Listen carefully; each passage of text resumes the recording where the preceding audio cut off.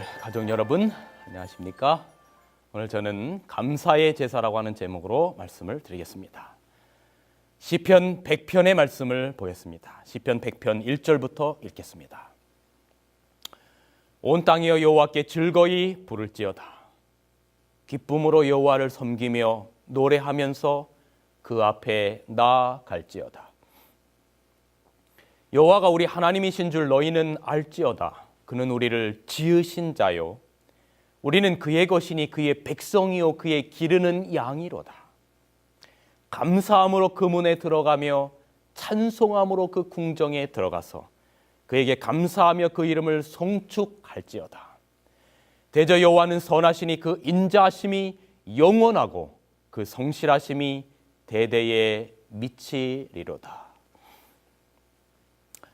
성경의 인물 가운데 최고의 감사의 인물을 꼽으라고 한다면 아마 다윗이 아닐까 싶습니다.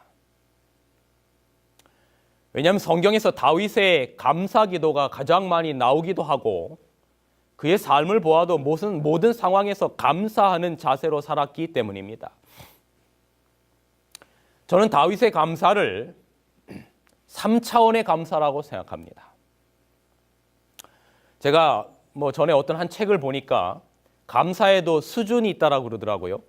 그래서 1차원 감사는 조건부 감사래요. 그 책에 보니까. 그래서 if, 만약에 이렇게 만약에 내가 다른 사람보다 더 잘 되면, 만약에 내가 더 평안해지면, 만약에 내가 더 재물을 많이 모으면 이런 것들이죠.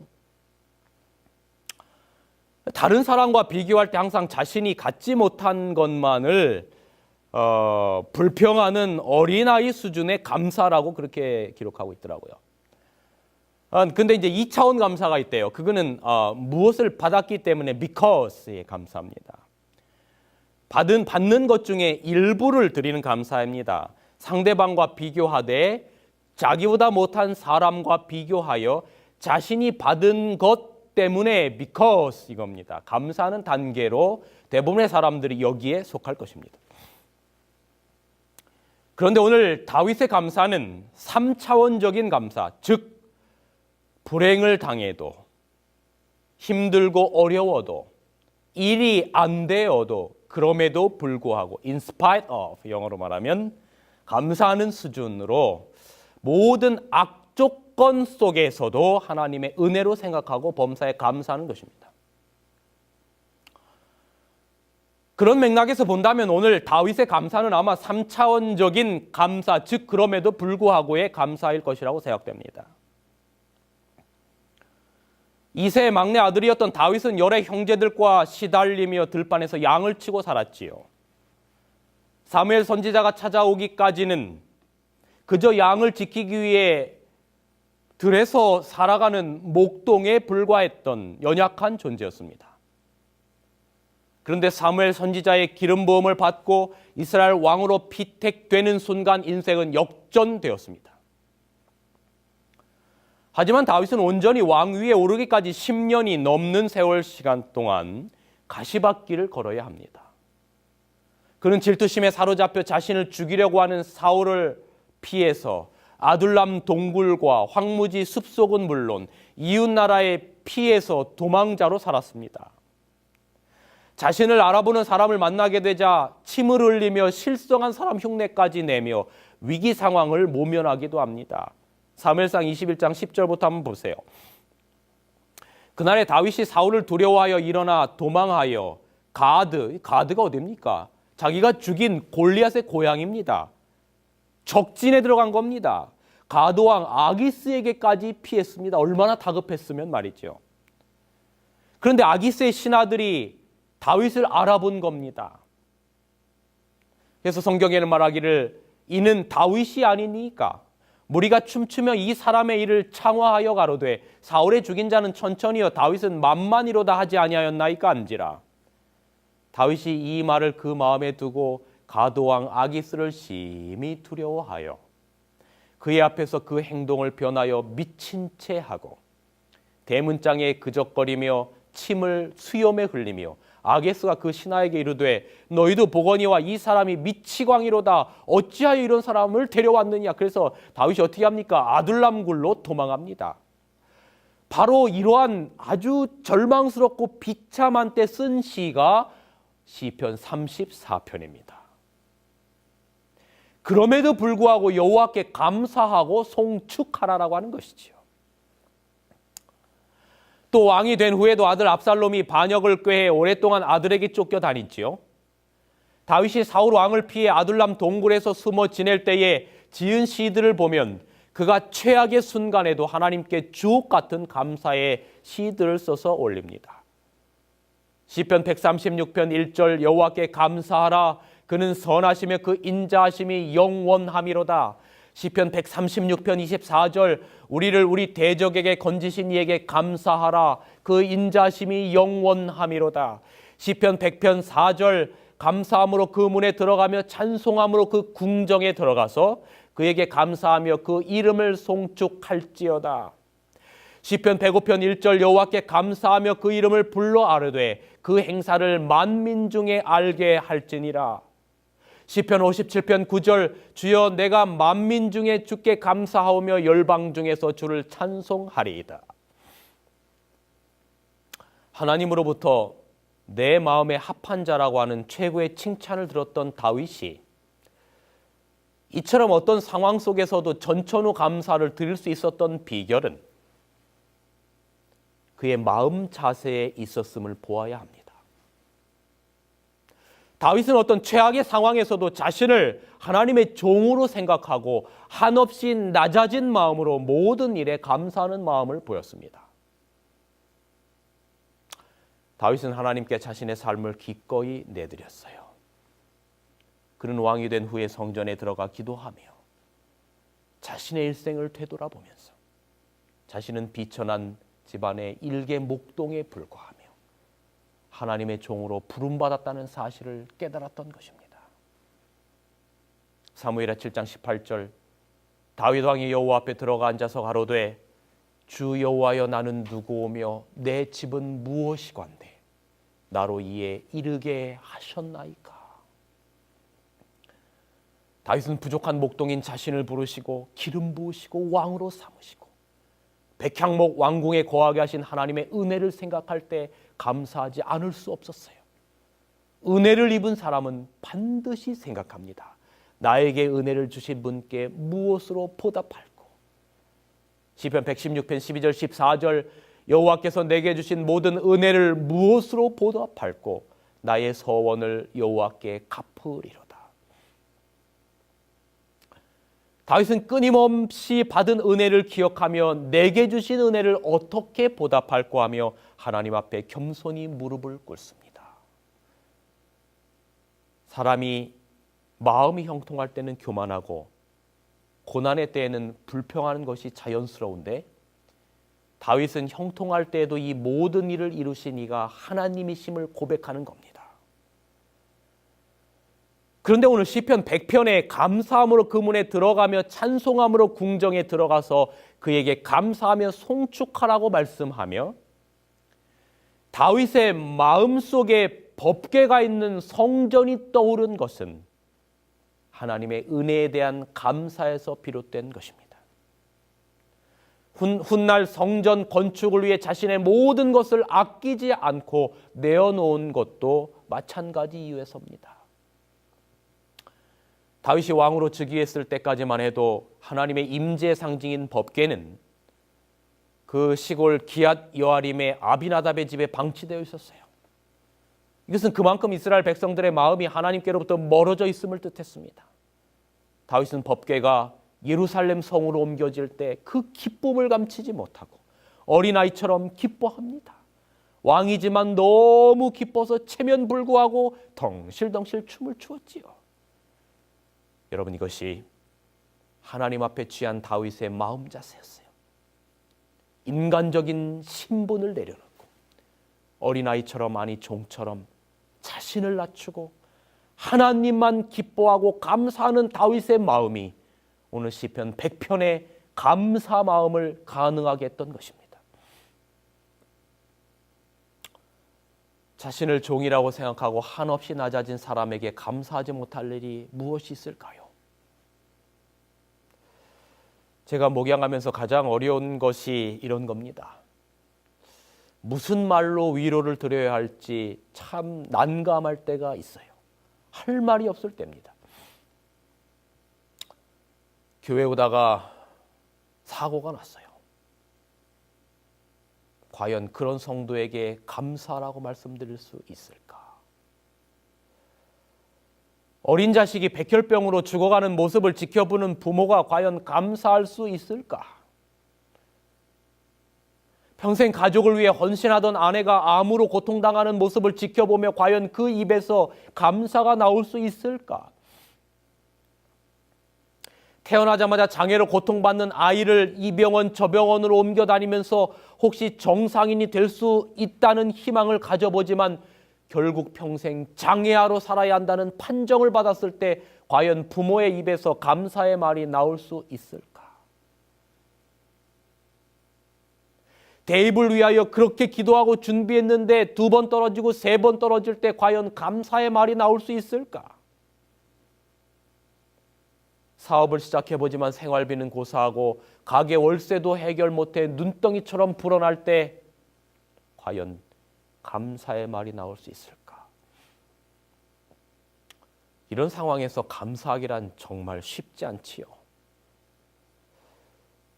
그런데 여러분, 저는 이런 생각을 해봤습니다.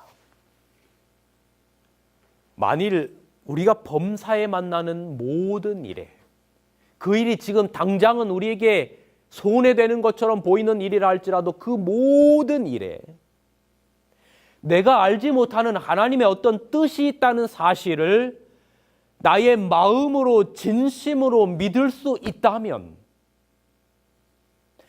내 가슴으로 참으로 받아들일 수 있다면 우리는 범사에 감사할 수 있지 않을까?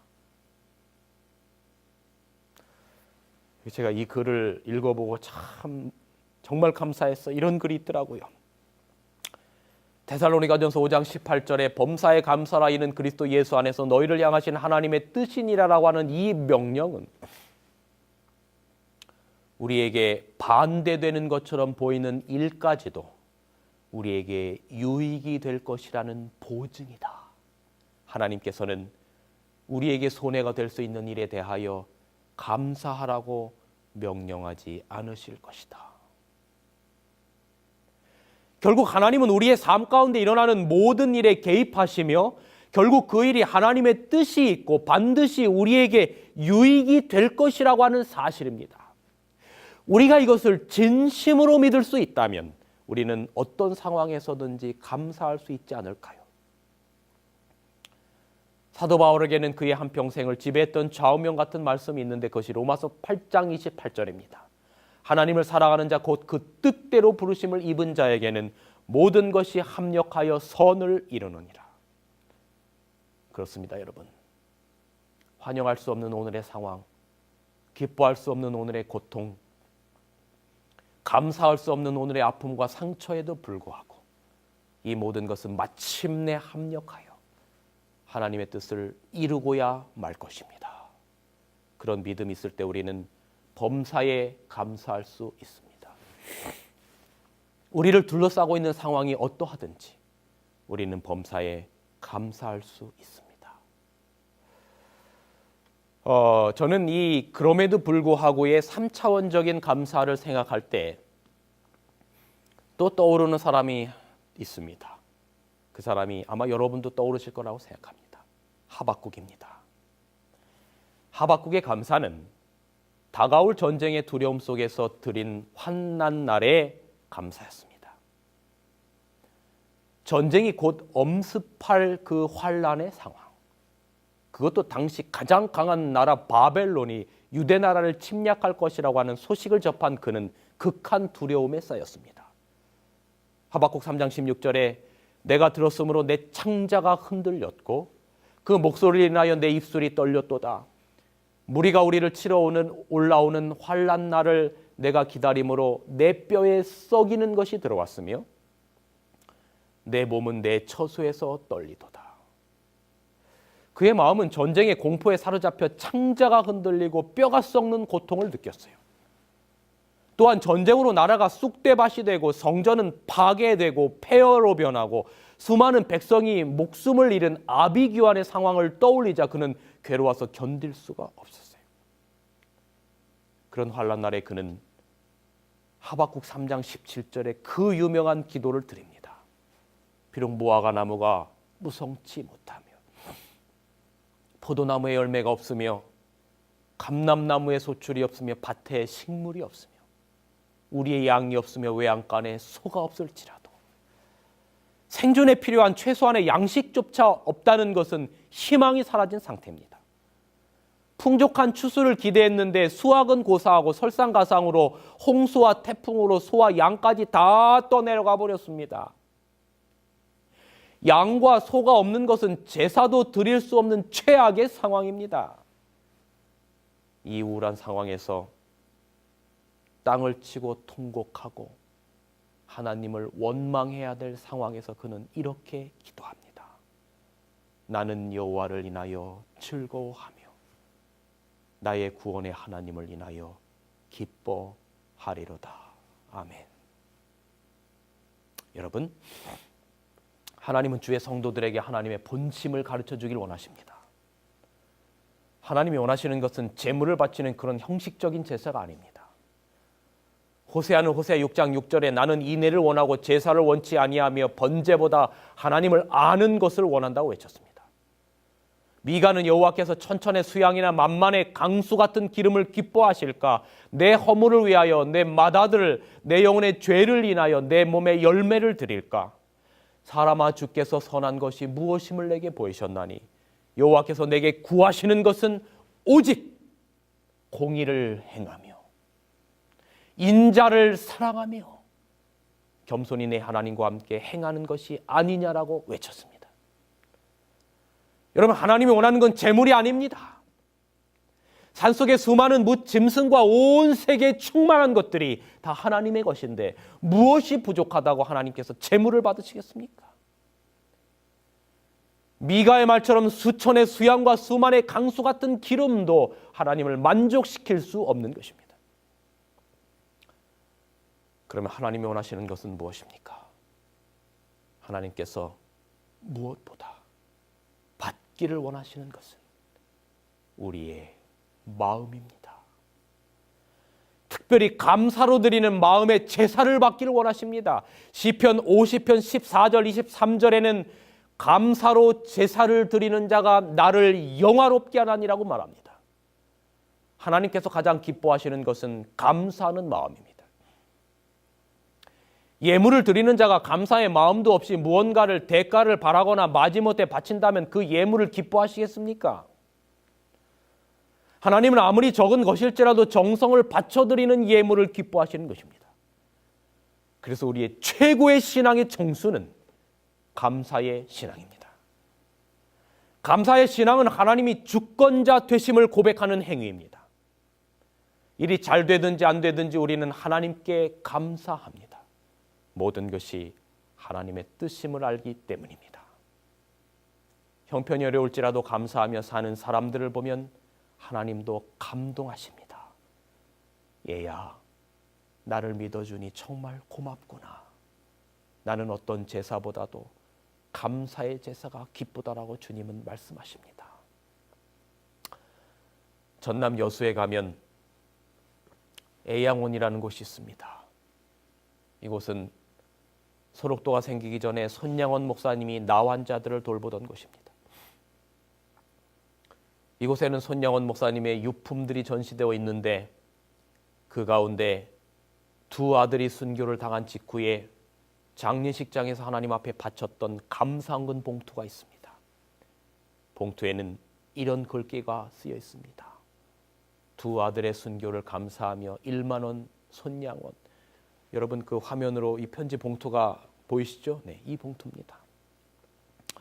1948년 10월 19일 제주 폭동을 진압하기 위해 여수에 집결해 있던 군인들을 중심으로 해서 여순 반란 사건이 일어났습니다. 이 와중에 순천 사범학교를 졸업을 앞둔 손 목사님의 그 두 아들 동인과 동신이 공산당에게 체포되어 마지막 순간까지 복음을 전하다가 순교하고 말았어요. 그 당시 목사님은 교회에서 기도를 하고 있었는데 갑작스런 두 아들의 순교 소식을 접하고서 그 자리에서 하나님께 기도드립니다. 하나님, 뜻이 있어서 제 아들을 둘을 불러가신 것을 믿고 감사합니다. 그리고 이내 그의 기도는 이렇게 이어집니다. 하나님, 내 두 아들을 죽인 사람 생명을 보존해 주십시오. 제가 전도하겠습니다. 그가 그대로 멸망해서는 안 됩니다. 하나님, 저에게 그를 사랑할 수 있는 마음을 주옵소서.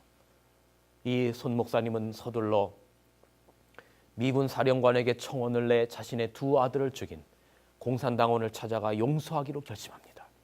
그리고 장례식장에 모인 많은 조객들에게 이런 말을 전합니다. 여러분, 제가 이 시간에 무슨 답사를 하고 무슨 인사를 하겠습니까마는 하나님 앞에 감사하는 마음이 있어서 몇 말씀을 드립니다. 그러면서 그 유명한 이 9가지의 감사를 이렇게 이 장례식장에서 말했어요. 그 아들 장례식장에서. 첫째, 나 같은 죄인 혈통에서 순교의 자식들이 나오게 하셨으니 하나님 감사합니다. 둘째, 허다한 많은 성도들 중에 어찌 이런 보배들을 주께서 하필 내게 맡겨주셨는지 그 점 또한 주님께 감사합니다. 셋째, 삼남 삼녀 중에서도 가장 아름다운 두 아들 장자와 차자를 바치게 된 나의 축복을 하나님께 감사합니다. 넷째, 한 아들의 순교도 귀하다 하거늘 하물며 두 아들의 순교리요 하나님 감사합니다. 다섯째, 예수 믿다가 누워 죽는 것도 큰 복이라 하거늘 하물며 전도하다 총살 순교 당함이리요 하나님 감사합니다. 여섯째, 미국 유학 가려고 준비하던 내 아들 미국보다 더 좋은 천국에 갔으니 내 마음 안심되어 하나님 감사합니다. 일곱째, 나의 사랑하는 두 아들을 총살한 원수를 회개시켜 내 아들 삼고자 하는 사랑의 마음을 주신 하나님께 감사합니다. 여덟째, 내 두 아들의 순교로 말미암아 무수한 천국의 아들들이 생긴 것이 믿어지니 우리 하나님께 감사합니다. 아홉째, 이 같은 역경 중에서 이상 8가지 진리와 하나님의 사랑을 찾는 기쁜 마음, 여유 있는 믿음을 주신 주 예수 그리스도께 감사합니다. 두 아들의 장례 예배는 아버지 손양원 목사님의 감사의 답사로 눈물 바다를 이루었어요.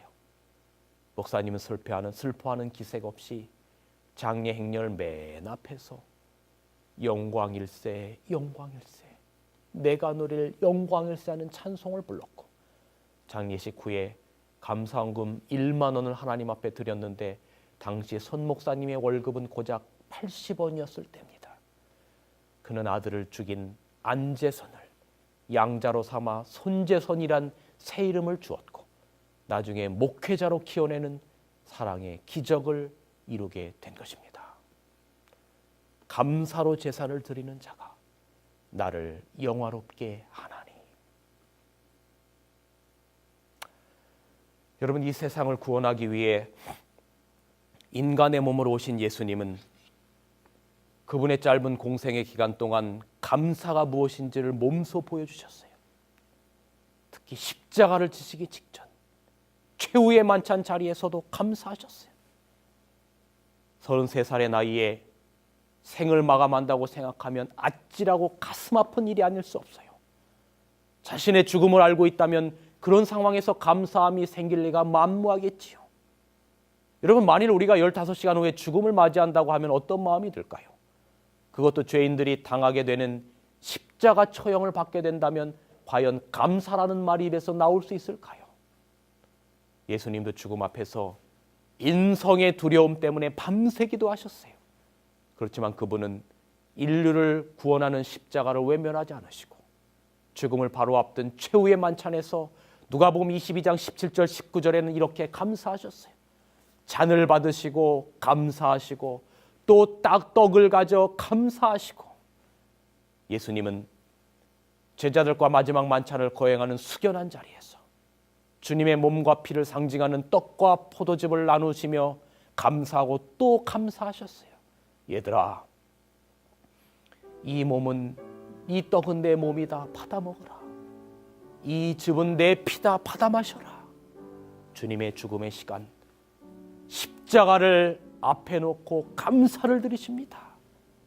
당신의 몸을 제물로 내어놓으시며 감사의 제사를 드리는 것입니다. 여러분, 감사의 씨앗을 씻는 사람만이 더 큰 감사의 열매를 거둔다는 것은 믿음의 법칙이요, 예수님은 그것을 삶으로 보여주셨습니다. 수많은 명화 중에 제가 제일 좋아하는 그림은 밀레의 만종입니다. 그 그림을 보면 마음의 평화가 제게 다가오기 때문입니다. 넓은 들판에 소박한 차림의 농부 부부가 기도하고 있는 풍경이 낯설지 않은지도 모르기 때문입니다. 여러분, 이 밀레는 농촌 풍경과 일하는 농부만을 즐겨서 그린 화가인데, 그의 모든 작품 속에는 언제나 노동과 신앙이 잘 조화를 이루고 겸손과 경건함, 감사와 사랑이 잘 스며 있어서 보는 이로 하여금 잔잔한 신앙을 느끼게 해주지요. 이 만종에 묘사된 풍경은 마치 성경 속에서 보아스와 룻의 아름다운 사랑을 연상케 합니다.